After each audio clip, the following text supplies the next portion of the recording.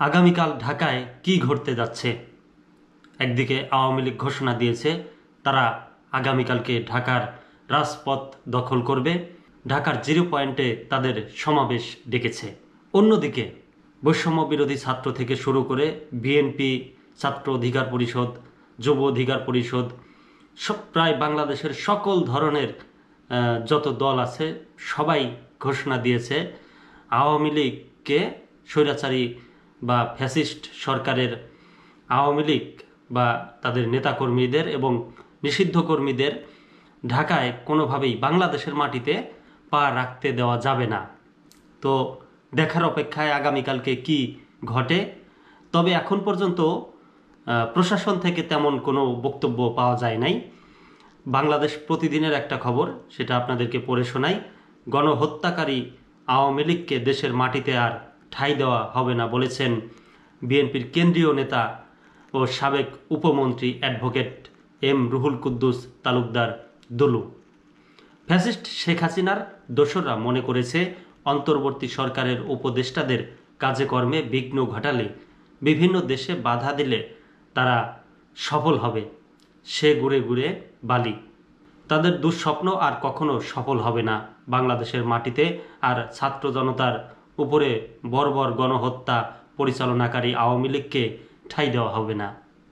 এদেশের মানুষ আর তাদের ভোটের অধিকার হরণকারী আওয়ামী লীগকে সুযোগ দেবে না। ফ্যাসিস্ট আওয়ামী লীগকে মোকাবেলায় দেশের মানুষ বদ্ধপরিকর।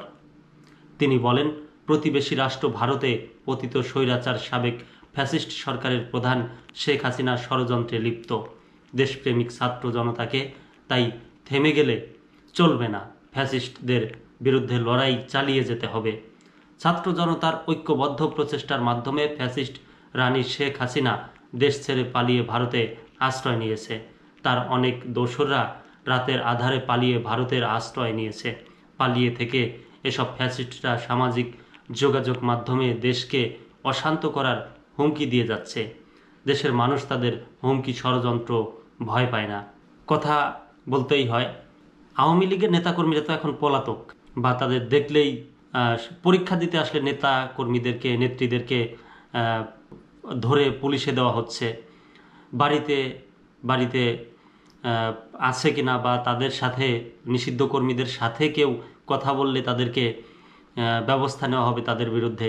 সেখানে এই নিষিদ্ধ দল কিভাবে ঢাকার 0 পয়েন্টে সমাবেশ করে, আমার সেটা এখনও বুঝে আসছে না। আপনারা যদি বুঝতে পারেন অবশ্যই কমেন্টে জানাবেন।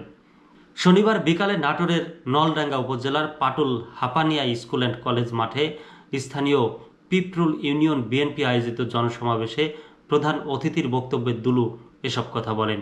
দুলু বলেন, শেখ হাসিনার ফাঁস হওয়া সর্বশেষ ফোন কল শুনলেই বোঝা যায় ক্ষমতার জন্য আওয়ামী লীগ কী করতে পারে। সে কিন্তু বারবারই বলতো, শেখ হাসিনা একটা বারবারই কথা বলতো, সেটা হচ্ছে আমার ক্ষমতার দরকার নাই, আমি দেশের সরকার হতে চাই না। কিন্তু সে ঠিকই ক্ষমতার বল দেখাতো, ক্ষমতার প্রয়োগ করত। এমন কিন্তু অসংখ্য ঘটনা আছে, বয়ান আছে তার, যে তার ক্ষমতার দরকার নাই, সে মানুষের সেবা করতে চায়, দেশের জনগণের সেবা করতে চায়। এমন অনেক বক্তব্য তিনি দিয়েছেন। দুলু বলেন, শেখ হাসিনার ফাঁস হওয়া সর্বশেষ ফোন কল শুনলেই বোঝা যায় ক্ষমতার জন্য আওয়ামী লীগ কী করতে পারে। তিনিও তার বাবার ছবি নয়। এবার ডোনাল্ড ট্রাম্পের ছবি নিয়ে মিছিল করার জন্য এবং সেই মিছিলে হামলা বা বাধা হলে ছবি তুলে তাকে পাঠানোর জন্য তিনি নির্দেশ দিয়েছেন। সেসব ছবি তিনি ডোনাল্ড ট্রাম্পের কাছে পাঠিয়ে বোঝাবেন বাংলাদেশ এখন তার বিরুদ্ধে। বিএনপির এই সিনিয়র নেতা আরও বলেন, কোনো ষড়যন্ত্রেই আর কাজ হবে না। দেশের মানুষ আওয়ামী লীগকে একবার ঝাড়ুপেটা করে বিদায় করেছে, আর কখনো তাদের দেশের মানুষ গ্রহণ করবে না। তবুও দেশের আপামর ছাত্র জনতাকে ফ্যাসিস্ট শেখ হাসিনা ও তার দোসরদের গতিবিধি ও ষড়যন্ত্র সম্পর্কে সজাগ থাকতে হবে।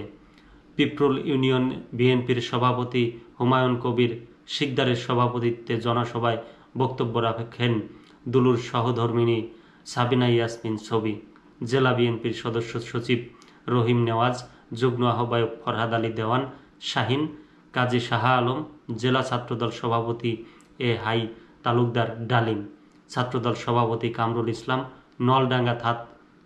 নলডাঙ্গা থানা বিএনপির সভাপতি আতিকুল ইসলাম তালুকদার ও সাধারণ সম্পাদক সাবেক উপজেলা চেয়ারম্যান অ্যাডভোকেট সাখাওয়াত হোসেন প্রমুখ।